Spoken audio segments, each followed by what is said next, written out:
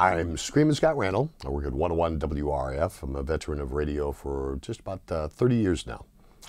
And I do 7 to midnights on WRIF.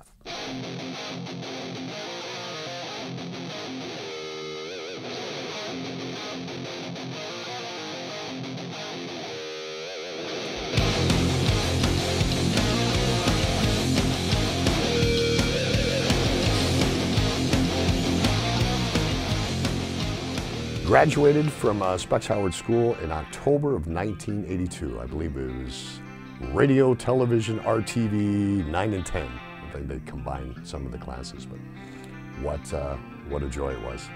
I was fortunate enough to have a high school radio station. So I thought, you know, being 16, 17 years old, hey, I know this radio thing, hey, no problem. To where I didn't. And Dick Kearney came and talked to our high school class, and something just went off and said, this might be what I need, you know, to really take on an actual long-term career of radio.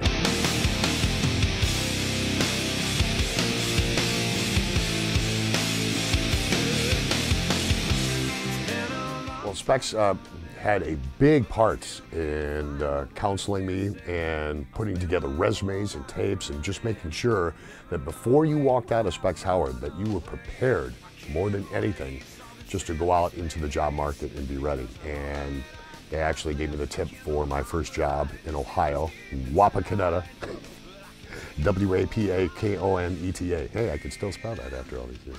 Wapakoneta, Ohio was my first job in radio, and Specs had a big part of getting that started. I started off with a station playing 45s that went to carts. They were like little 8-track tapes that you put in and play the music. Reel-to-reel tapes. Then the avenue of, well, like around 83, the advent of CD technology came out.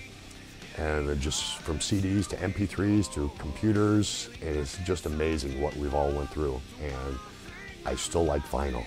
Vinyl is still my favorite. I still like vinyl. When I came back to Detroit and got my first morning gig at WDZR, Detroit Z-Rock 102.7, all the DJs there had strange names. There's Loud Debbie Dowd, Ward Cleaver, Dave Bolt, and they didn't have a whole lot of money to pay a morning man, so they basically made me the lowest paid morning guy in the Motor City, and I said, sure, I'll take it. I'll take anything. And hence the name Screamin' Scott came around, because all the DJs had funny names, and they said, we're going to give you a check to be Screamin' Scott. And I said, sure, okay, no problem. And I really didn't think it was going to stick at all. It took a little while, but then later on the hey came into effect, and from there to WRIF. So wanna think my life is over, 'cause I'm not ready to fade away, always looking back over my shoulder. Come down and do a lot of show prep, which I do mostly throughout the day too when I'm home and at work. Used to be in the old days, you would just pick up a Rolling Stone magazine or just different trade magazines, but nowadays with the internet, it's endless. Just surfing through the internet. I have a whole plethora of different websites to go to find out what is happening with rock and roll. And usually get in the studio about 5:30, say hi to Meltdown, get myself set up, take a look at what's upcoming, what our giveaways are, and pop on the air and just run with it.